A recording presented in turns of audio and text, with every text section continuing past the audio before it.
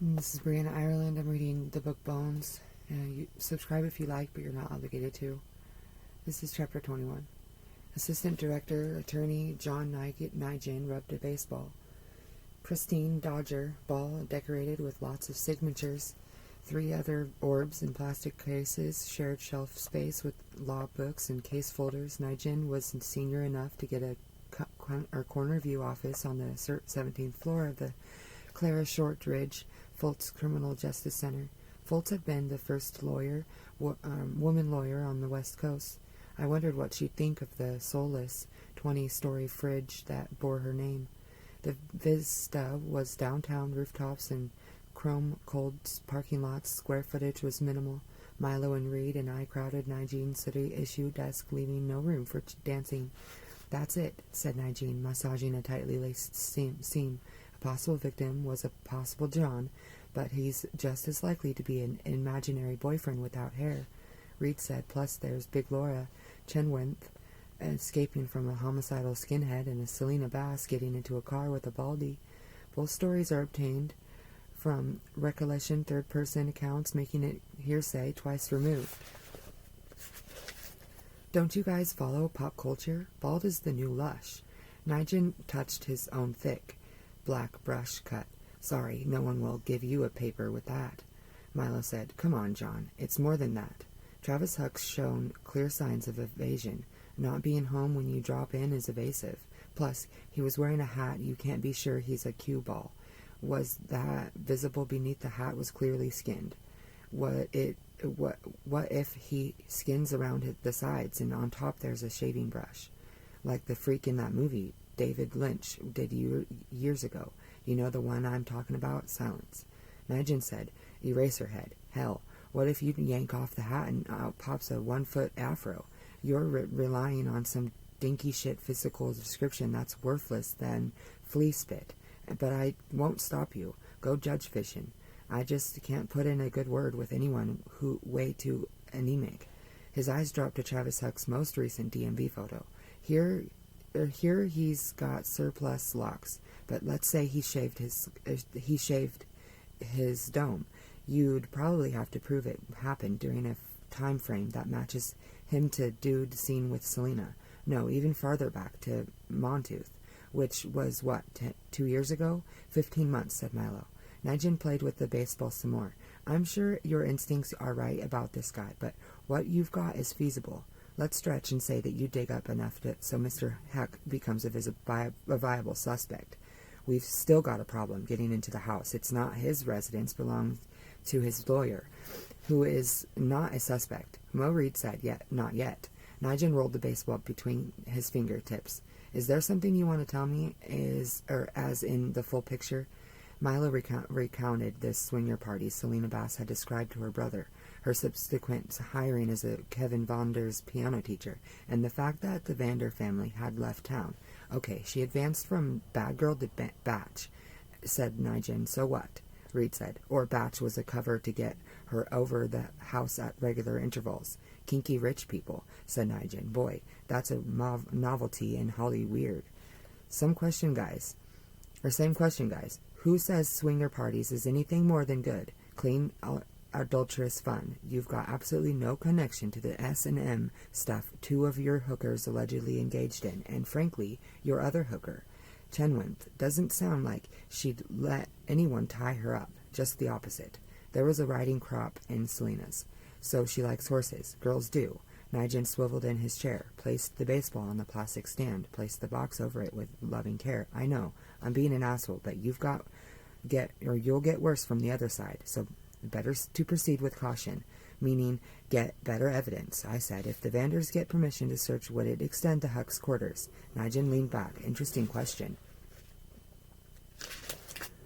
Might depend on the nature of Huck's arrangement with the Vanders. In his room, a stipulated comment of his salary. If so, it would be a legally contracted domicile. No difference from any rented or leased space. Only the resident can grant permission, if the residence is still a residence." Nigel smiled. "You could have been a lawyer, Doc. Yes, if he's vacated the Vanders grant permission, you're in. And if there's no formal agreement, vice versa, the job and just moved in. I suppose a case could be made that he's a guest. How long's he been there? 3 years, said Reed. Nope. No way that's a guest. One more thing to be aware of, even if you get someone to sign a warrant from the room, Huck's belongings won't fall under its provisions unless it's abandoned them, and you can't play fast and lose with that. They need to be obvious discards. It's exactly the kind of privacy issue the courts get picky about, though the exterior surfaces of permanent furniture previously owned by the vendors might be. It's possible you can swab the furniture. He scratched his head. To be honest, I don't have a clue without doing some depth research. It's not the kind of thing that comes up, smiling. You could make case law, but lose your bad guy. Milo said, if you get permission from the vendors and see something creepy in plain sight. Nigene covered his ears. What? Said Milo. The game might work on the brain-dead bar murder mope. Plain sight indeed. Huck hasn't answered your phone calls, so he's clearly opposed to cooperating. Who's going to believe he'd leave evidence around? Stupid criminals, said Mo Reed. Without them, the job is as funny as a heart attack. Milo shot him a sharp look. That look in amusement, turned back to Nigel. Detective Reed makes a good point, John. What if the Huck thinks he's all stressed up and gets cocky? We get in somehow, use the element of surprise, there's no telling. And if he's even there, Milo, 2 days running, none of you seen him coming or going, and the Lexus is gone. You're the detectives. Doesn't that smell of bunny hop? Running for president of the Premist Club, John. I thought of it, said Nigene. But you're too giddy a bunch. Mo Reed said, he can't have it both ways. Guy's a rabbit with intention never to return. What he leaves behind is abandoned, right? Nigene studied the young detective. LAPD's growing them sophisticated, huh? Yeah, you'd be okay if it's indisputably obvious that he's moved out permanently. And believe me, that's going to be challenged. They'll claim it was a vacation with expectation of privacy. Vacation from us, said Reed. That indicates guilt. Vacation from work, boredom, whatever he feels like getting away from, Detective Reed. The point is, the founding fathers wanted people to be able to enjoy Yosemite without returning home and finding their house subjected to a police ransack. And this particular suspect, a rabbit, can be obscured as something other than guilt. He was railroaded as a kid. What better justification for avoiding the cops? Reed's lips turned down.